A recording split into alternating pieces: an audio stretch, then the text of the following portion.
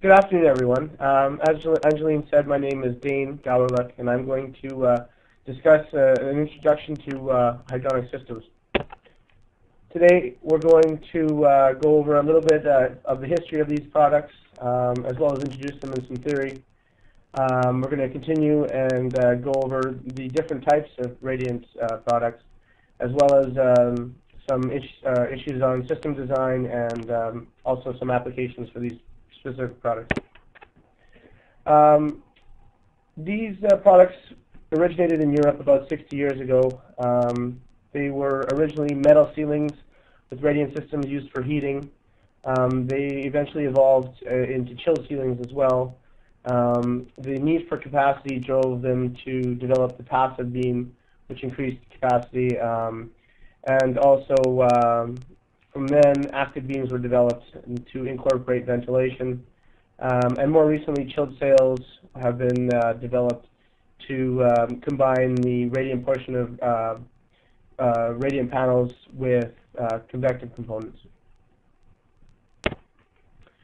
The goal of these radiant systems is to reduce the energy required to condition a space.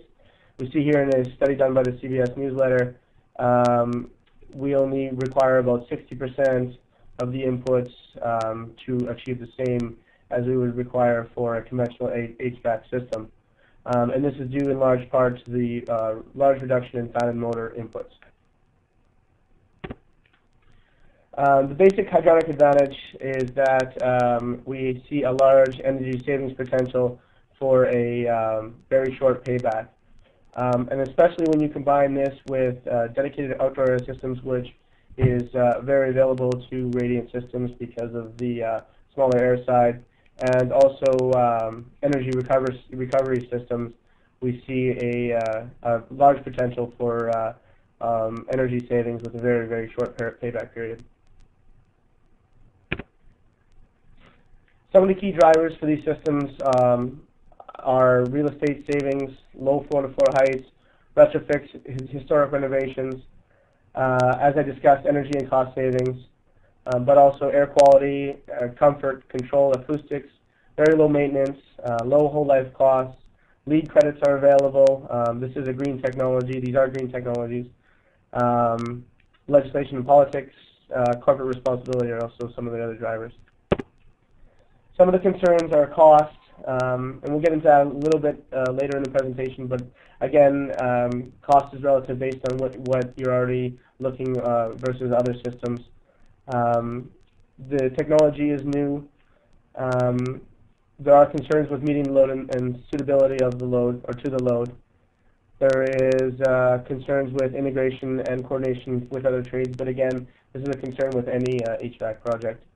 And then there's also issues with control. So why use hydronic products? Well, the goal again is to reduce energy inputs, and how do we reduce that energy input is by using using water to transport the energy through the building. And we use water because it's much more efficient than air. In fact, it's 3,400 times better per unit at transporting that energy. But one thing to note is that we're still going to need ventilation air to remove our latent loads and our ventilation loads. The point of radiant products is to decouple the loads. So we want to deal with the sensible loads and the latent loads separately. Sensible loads are loads that change the temperature, basically heat sources, electrical loads such as equipment and lighting, solar gain, occupants, whereas the latent loads are moisture sources, breath and perspiration from occupants, infiltration from outside. Anything that adds moisture to the space is a latent load and will need to be removed using air. Some of the other benefits, energy efficiency, we looked at that for a moment. There's also free cooling available if in the cases where we're able to increase the entering temperature. Free cooling is also potential. The systems are much smaller mechanical-wise, lending to lower floor-to-floor heights, and again, smaller risers, so we have increased tenant space, increased basically saleable real estate. Reduced maintenance, there's no moving parts on these systems, there's no electrical connections, and when designed correctly, there's no drain pan or condensate pump required.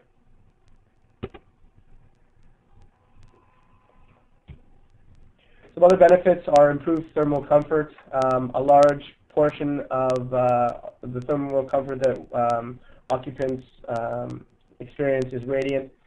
Also, there's very low draft risk because we're lowering our ventilation. Again, because we're lowering our ventilation, we're able to take advantage of 100% dedicated outdoor systems, and those smaller ventilation systems are going to have less noise, obviously, than the larger systems, and water side has very little noise, so we're going to have a overall quiet, silent system.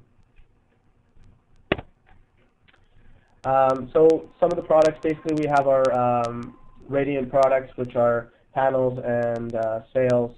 The panels are primarily radiant, whereas the sails combine radiant and convective. And we have also chilled beams, of which, again, there are two types: the passive chilled beam, which takes advantage of the natural convective component, and the active chilled beam, which integrates airflow into the beam as well. Now, getting a little bit more in depth into the products that are available for hydronics.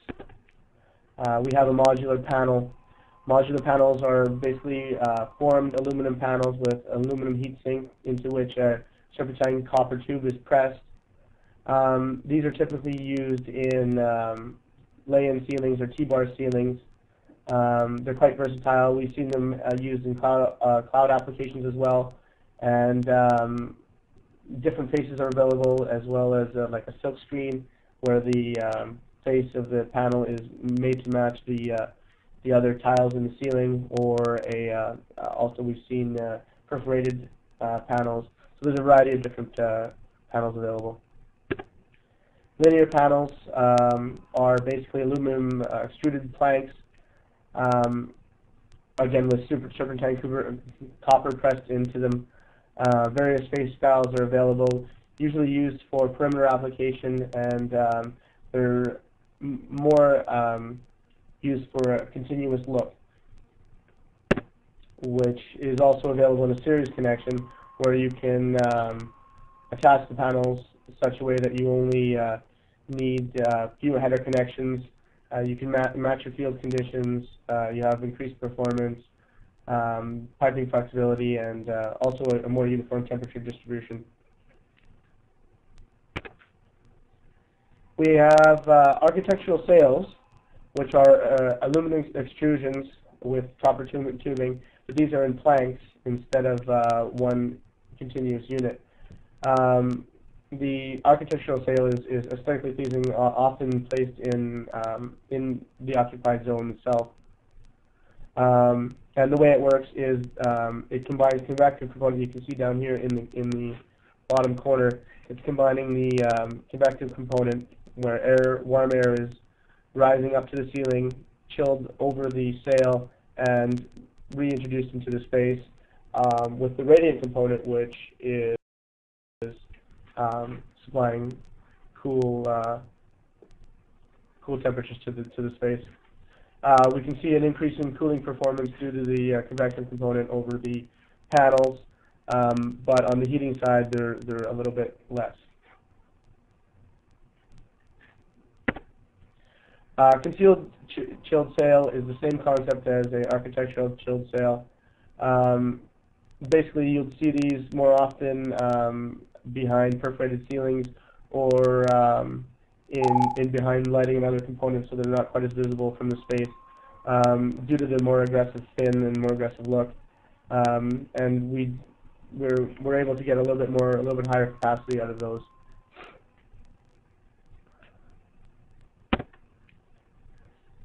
Now, passive beams work on the convective principle as well. They have very little radiant component, and they're basically a water coil in a plenum. The warm air rises up and around the beam, passes through the coil, is cooled, and then is reintroduced into the space. There is no primary airflow supplied to the beam, and they can be concealed, exposed, or in a T-bar application. We see a drastic increase in performance from the beam compared to the sails, but it should be noted that there are no heating component for the passive beams. As far as the active beam, this is a case where we're combining airflow with the radiant systems. Basically, the airflow is introduced into the plenum of the beam, is passed through nozzles. These nozzles create induction, which pulls the room air from through the coil, cooled or heated depending on your application, is combined and then reintroduced into the space. High velocity induction and various nozzle sizes are also available. A one-way beam is very similar in nature to a two-way beam, except that we're supplying only out of one discharge slot. High performance, but again, that's due to combining ventilation air with the radiant component. When we compare the products, we see the differences in them. Again, panels outperform sails for heating, but if your application is more cooling based, then perhaps sails is what you're more interested in. Passive beams, again, have a lot more cooling performance than both panels and sails, but again, no heating component. So if heating is necessary, then passive beams may not be what you need. And active beams have the integrated ventilation, so that would be the route you need to go if you only want one system in your space. As far as some notes on design,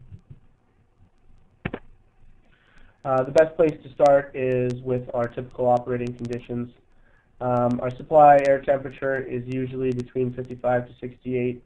This is for an active beam, of course, because there would be no, the supply air temperature will be through a different product for the other hydronic products. Heating, on the other hand, would be about 55 to 90 degrees Fahrenheit. Our entering water temperature for all products will be about 2 degrees Fahrenheit above the room dew point. This is basically a factor of safety so that we don't have issues with condensation. And on the heating side, we have about 90 to 140 degrees Fahrenheit. Water flow rate from about 0.4 GPM to 2.5 GPM. We want to ensure that it's above the minimum of 0.4 to ensure that the water stays in the turbulent zone so that we're maximizing heat transfer. Pressure drop for water is about 5 feet to 10 feet. And pressure drop for air, again only relevant to the active beam, is about 0.2 inches to 0.75 inches.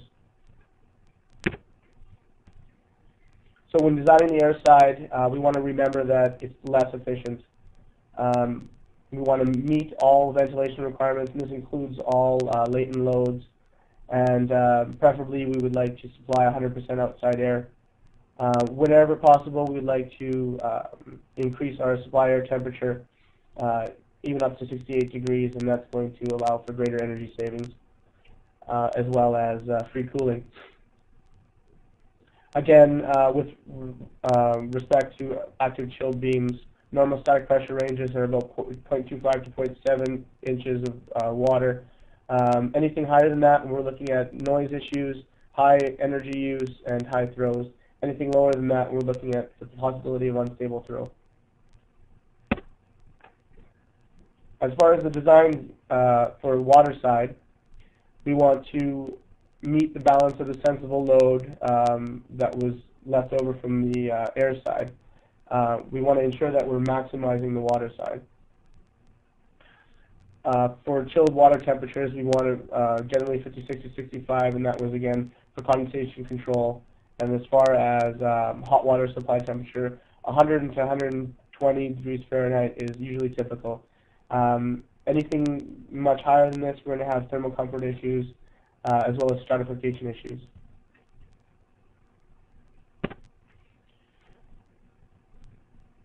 As far as piping and controls, we want to, with flow, we want to design for even temperature distribution. Again, we want to maintain turbulent flow, as mentioned earlier, to ensure the best heat transfer. And we want to have zone-based circuits for basically zone control. Balancing valves are not recommended due to low flow rates, or sorry, at each panel due to flow rates. We want to allow for access to valves, especially in a hard sealing. We don't want to be closing in our valves for future. And we've seen all different kinds of connections with these types of systems as far as press fit, compression push-on, soldered. And typically we recommend flexible hoses to connect your products, and that's just basically because of flexibility.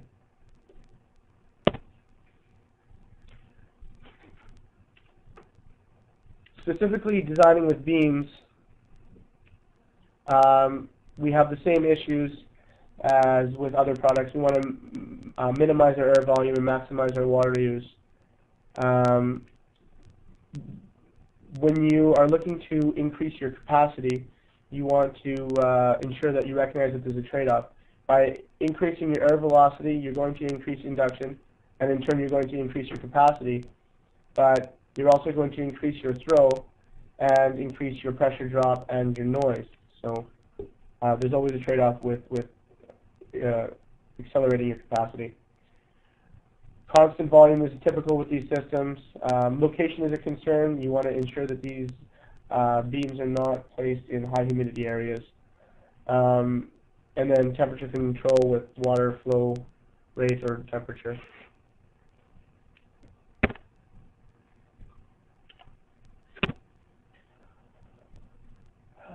Basically, limitations of beams are that we want to ensure that we're not implementing these beams in ceilings that are more than 12 feet. Capacity should be limited based on, or will be limited based on temperature conditions. This is basically that what you're supplying to the beam as far as air temperature and water temperature is going to affect the output of the beam. The nozzle size will limit your air volume per foot, and high cooling heating requirements means high air velocities. And passive beams, their capacity will be limited by their locations. Often we are questions as far as what nozzle to use with what beam, and there's a few things to weigh when determining this. We can see that from this graph down below, the larger the nozzle size, the larger the CFM per foot. Now, even though this seems like the ideal situation, there is a trade-off, because even though it's greater capacity, you're losing efficiency, and you can see this by the BTU per CFM of cooling below. We see that we get about 126 BTU per CFM for a 3mm nozzle, whereas for a 8mm nozzle, we only get 52 BTU per CFM. Alternatively, this can be seen as a percentage for the amount of cooling passed through the water. We get all the way up to 83% for a 3mm nozzle, and we're down to 59% for a 8mm nozzle. Basically, for a larger nozzle, you are limiting your efficiency, and for a large nozzle, you're maximizing your capacity.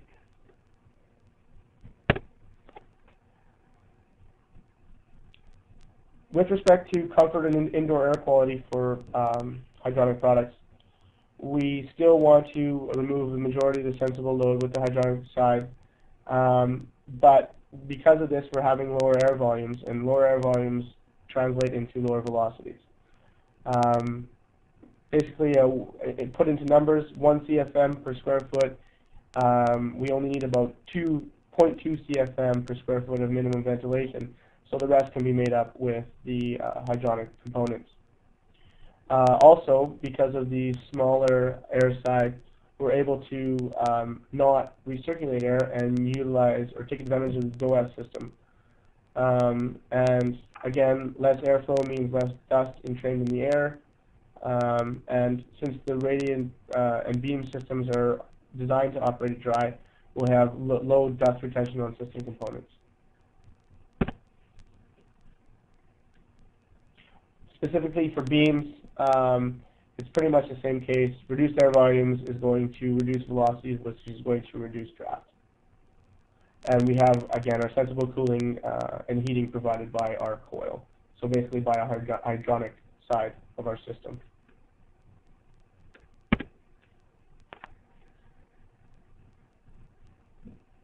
When discussing thermal comfort, there are three basic human factors.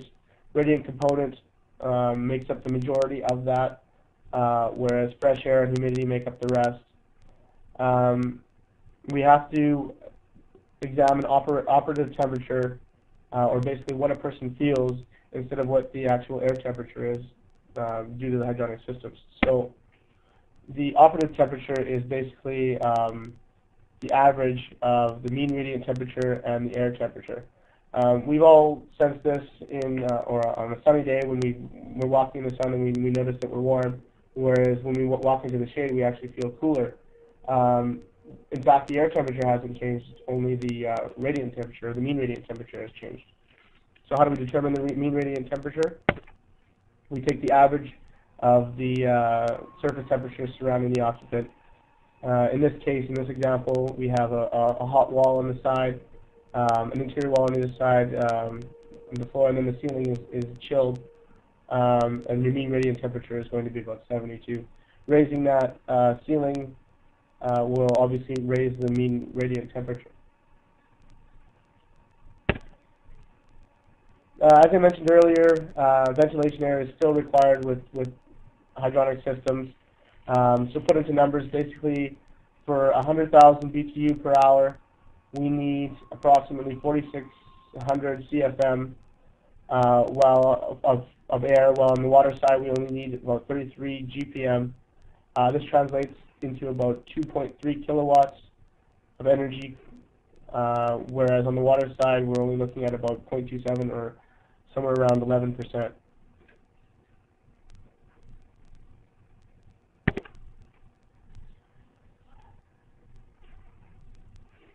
Using these systems also allows for the use of low-grade temperature sources. These can be on the cooling side, ground source heat pumps, zone-to-zone heat pumps, dehumidification, and so on. On the heating side, ground source heat pumps again, condensing boilers, and solar energy can even be used. As far as the effect on the building, less space is required for the systems when using hydronics. Basically, an 18 to 26 inch duct that is needed to is required for carrying 4,600 CFM can be reduced to a 2-inch diameter pipe to carry the 33 GPM discussed earlier. And again, these smaller components allow for less space in the ceiling. For radiant ceilings, we only need about 4 to 6 inches. For a passive beam, we need a little bit more due to the fact that we have to have it, or have to allow for convection around the beam. And an active beam is a little less than a passive beam at around 10 to 12 inches.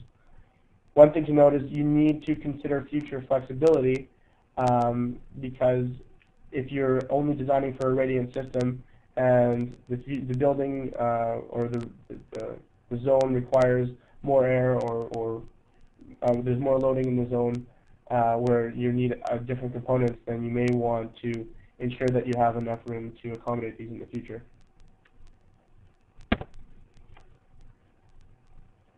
As far as effects on the building, these systems have very low noise. The water side is silent with proper design, and we have air side averages of 20 to 28 NC. Very low maintenance, occasional dusting when designed correctly and operated correctly.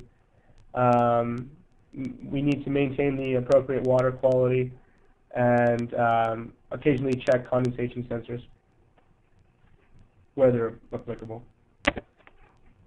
So as a quick design example, with a chilled ceiling, we have 30,000 CFM. versus a VAV, which requires about 180,000 CFM.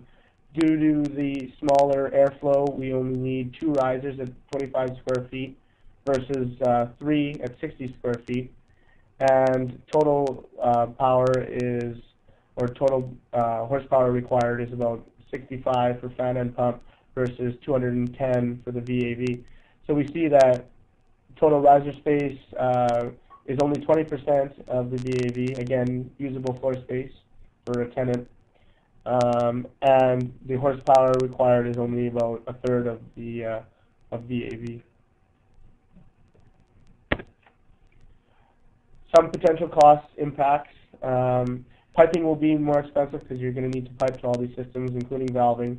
The hydronic components themselves are expensive, as well as the possibility for an additional chiller. But we, on the saving side, you'll require a lot less ducting because of the lower airflows, which also translates into smaller fan and dehumidification equipment. Plenum depth, again, is smaller. Architectural ceilings can sometimes replace the ceilings that would otherwise need to be implemented. Riser and mechanical space is less. Chiller operating costs, again, is going to be less. There's the potential for low gate energy use, which is, again, is going to be a long-term savings.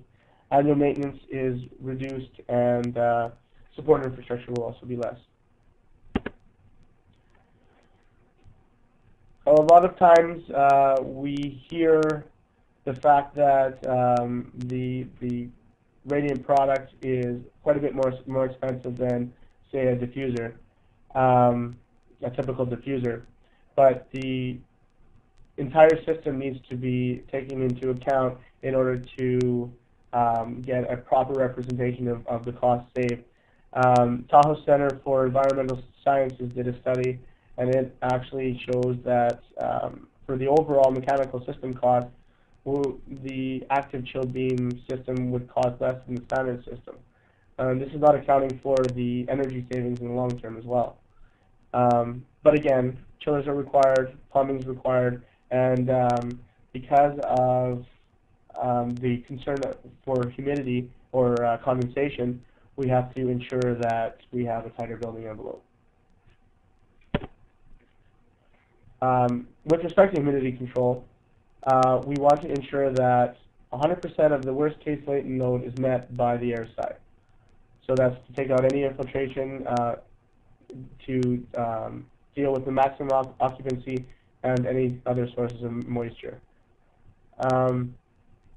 Again, temperature higher than the dew point for your entering water temperatures, and simple control strategies such as condensate sensors are available to ensure that we don't have any issues with condensation.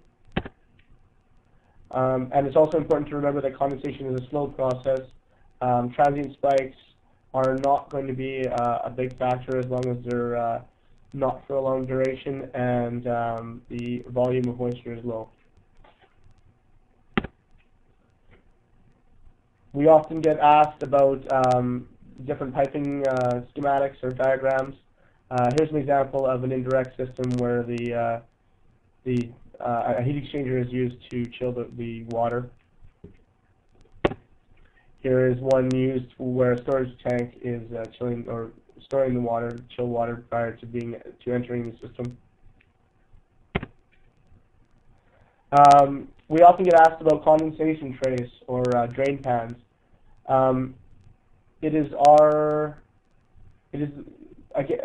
Typically we design the systems in such a way to not require drain pans or condensation trays, and so that's why I've suggested numerous times to ensure that your entering water temperatures are above your room dew point temperatures.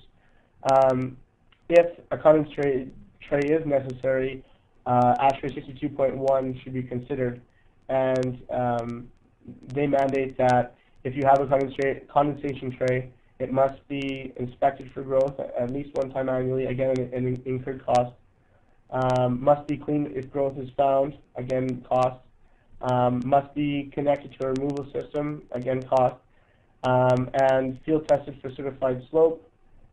coil is expected to be wet, need to have an MERV6 filter implemented. You're going to greatly reduce your beam capacity with putting a filter in front of it. Also, wet coils attract dust, so that's going to require cleaning, and again, that's an added cost. And finally, it's important to consider health. Having these pans allows for biological growth, and these are going to lead to health issues.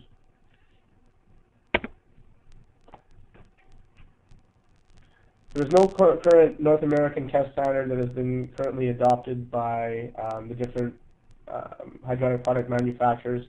There is a ASHRAE subcommittee working to do this, but at this time there is no current standard.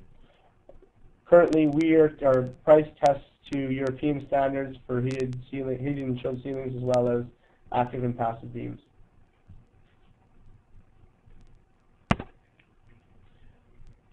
Finally, from a design perspective, some things to consider.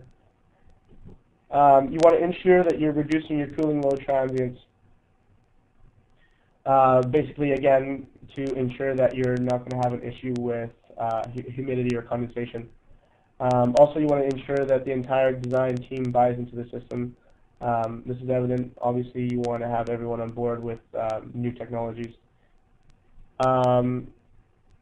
Third point is to be confident that Radiant systems are effective. They're able to meet the load when applied and designed correctly, and they're very efficient when you separate the latent and sensible loads. And also, you can improve your indoor air quality by having 100% outdoor air or very fresh air. Using thermally performing glass is a potential help to any system, including hydronics, to basically improve your efficiency.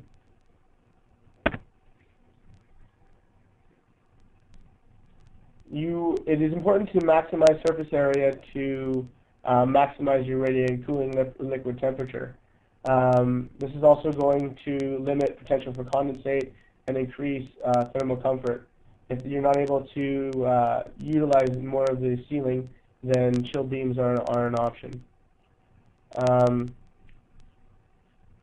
You're also going to want to use controls that are appropriate to the thermal mass and the radiant system selected, as well as going to ensure that condensation does not occur. And that leads to controlling humidity. Not only do you need to control your products to be able to deal with humidity, but you need to ensure that there is not a high level of humidity in the space. Your next point is to ventilate with minimum air and preferably 100% outside air. Also, it's important to train the building operator. Spending an extremely expensive amount of time on designing these systems is not going to help when they are not implemented correctly or maintained correctly. So it's important to have the building operator trained and on board with using hydronic systems. Also, to avoid any infiltration issues, it is a good idea to commission the building with a blower door test.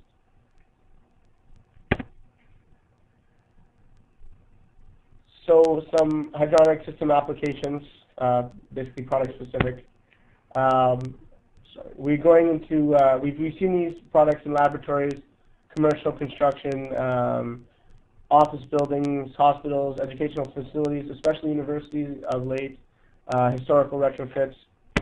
Basically, the systems can be applied in any region. We've seen designs come in from all across North America. It is very important, however, to recognize that as humidity is increased, it's very important to adjust your control scheme to ensure that you're going to not have condensation issues. Specifically for radiant panels, we've basically discussed how they work. Here's an example of how they're applied. On the left, we see a cloud application with a perforated panel and a sprinkler system is integrated into the panel itself. You see there in the middle. On the right, we have an office space or a reception area where the panels are mounted behind a perforated ceiling.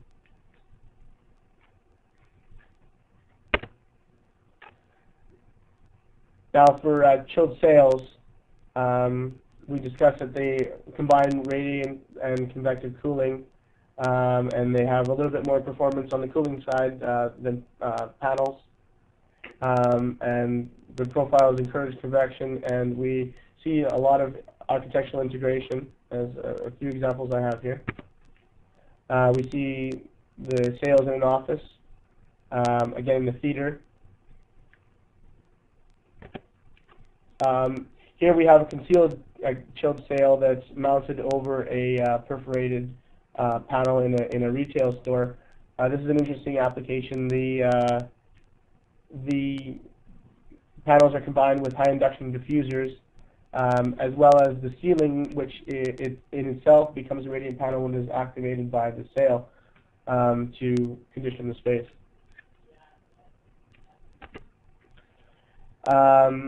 Again, in the boardroom, high sensible load, so they have the majority of the ceiling covered with panels or chilled sails. One thing to note is for architectural integration, there are also possibilities for inactive sails and panels, so that you could have a more uniform look or appearance in your space. In a cafeteria, a chilled sail, again located close to the window to account for that solar load. Over slot machines in a casino, again a good application, high sensible loading, so the sails deal with the loading as it enters the sail. Interesting application in another office. We see in the corner window here, the slots there are actually the air supply for the room, so they basically deal with the ventilation and latent loads, whereas the chilled sail itself deals with the sensible loading.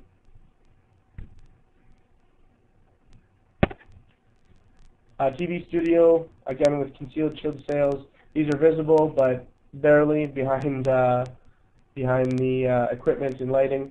Again, high sensible loading, good application for cooling of chilled sails.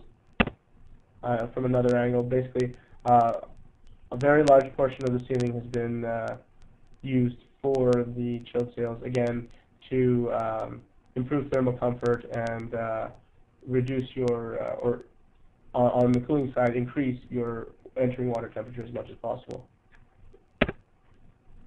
Another chilled sail application, basically quite a bit of chilled sails in a line.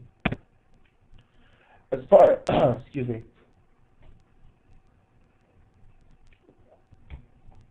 With respect to chill beams, again, with passive beams, we have convective heating or convective cooling. Again, higher capacities in panels and sails, and for active beams, we have integrated airflow.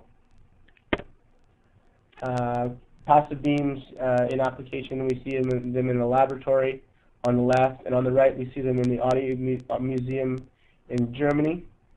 They're located behind a perforated panel there, and one interesting note is that the system was combined with displacement ventilation, and works quite well. So basically, here's a close-up view of the chilled beam behind a perforated panel. Note that the perforations on the panel do matter, but as we go smaller, we're going to lose capacity. But around 60% is our ideal free area.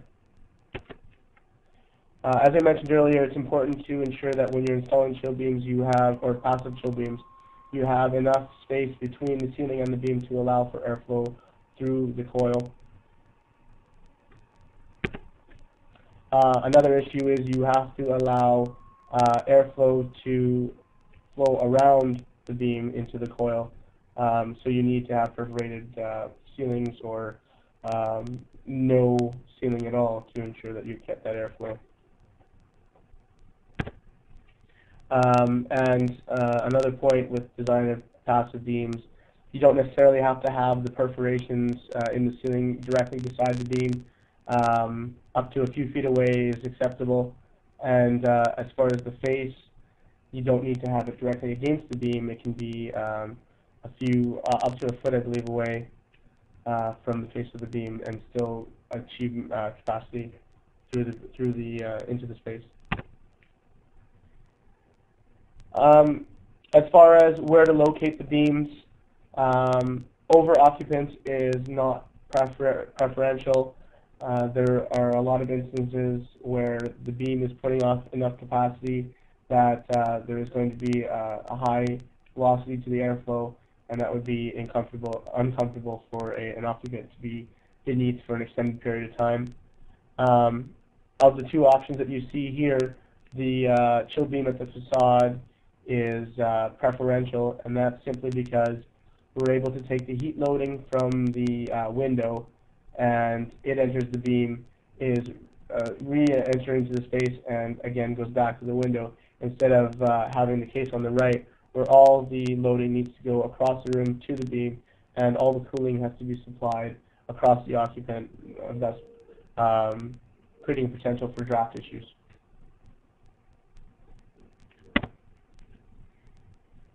We discussed the function of two-way beams.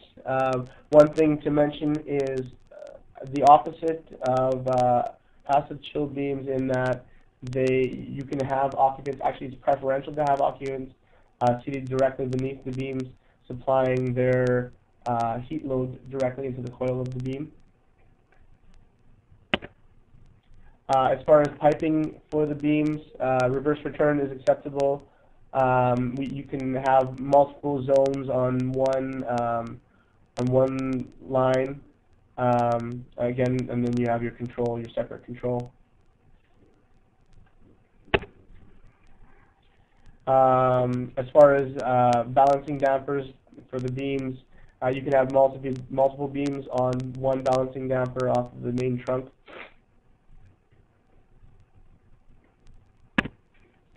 Here are some examples of active beams. Here's a surface-mounted active beam on the left, a surface-mounted active beam on the right that is hung. Again, active beams on the left in a T-bar ceiling, and on the right is active beam placed in a hard ceiling. Here we have active beams being installed on the left, and on the right we have our finished product in a corridor with one-way active beams.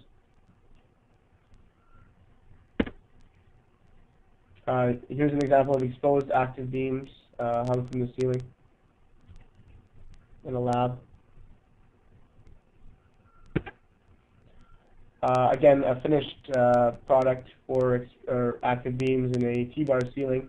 This is actually a combination of T-bar and hard ceiling.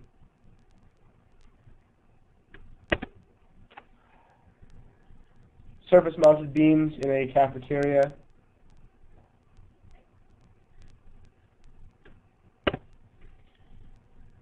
Here we can see how the beams are mounted. Basically, they're mounted directly to the slab above, in this case. And then on the right, we see how the beams are connected. Again, there's a variety of different ways to connect these beams, as well as a variety of different connection options as far as flex, hose, and soft copper.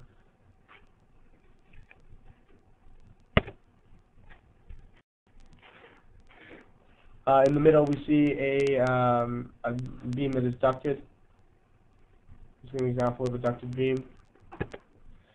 And finally, we see our most recent installation of a chill beam And actually, what's notable about this is that once they were all set up, it took the installers only about 10 minutes to completely install the beam, which is obviously a big benefit if you have a large number of beams to install.